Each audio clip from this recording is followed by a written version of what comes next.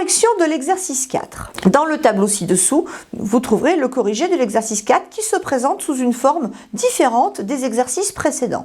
En effet, les tableaux de calcul des heures supplémentaires sont effectués de différentes façons et j'oserais dire que chaque gestionnaire de paye, chaque RH en charge de calculer des heures supplémentaires a son propre tableau de calcul et sa propre méthode également de façon à mieux retrouver les informations dont il a besoin. Dans le cas de Monsieur Lemeter, nous avons noté qu'il avait effectué 19 heures supplémentaires, mais qu'il avait été absent 14 heures. Monsieur Lenoir, quant à lui, a effectué 8 heures supplémentaires, à 25% également, sans absence. Et enfin, Monsieur Dutriez a effectué 22 heures supplémentaires, mais il aura eu 3 heures d'absence. Monsieur Lemeter va donc avoir comme salaire son salaire de base, 1610,83, plus 16 heures supplémentaires majorées au taux de 25%, 252,24. On lui enlèvera également 3 heures de retard. Attention, les 3 heures de retard ici sont majorées au taux horaire lambda, au taux horaire contractuel.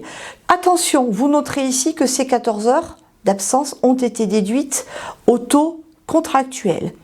Il est à noter que la Cour de cassation ne reconnaît qu'une seule et unique méthode pour déduire les absences non rémunérées en contrepartie, c'est la méthode des heures réelles, qu'il ne nous était pas possible de calculer ici, tout simplement parce que nous n'avions pas les éléments. Monsieur Lenoir, il a donc son salaire de base, 1604,67, plus 16 heures supplémentaires à 25%, 105,80 €.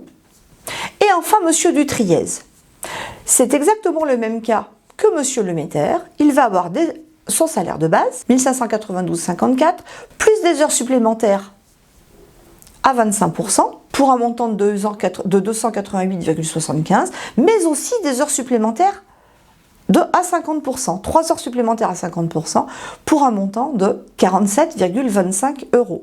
De la même façon que Monsieur Demeter, il a 3 heures d'absence qu'il faut lui déduire, qui normalement devraient lui être déduites en fonction des heures réelles, ce qui n'est pas possible ici puisque nous n'avons pas l'info, donc que nous avons déduite au taux horaire normal. Nous en avons fini avec le cours sur les horaires de travail. Je vous remercie pour votre attention.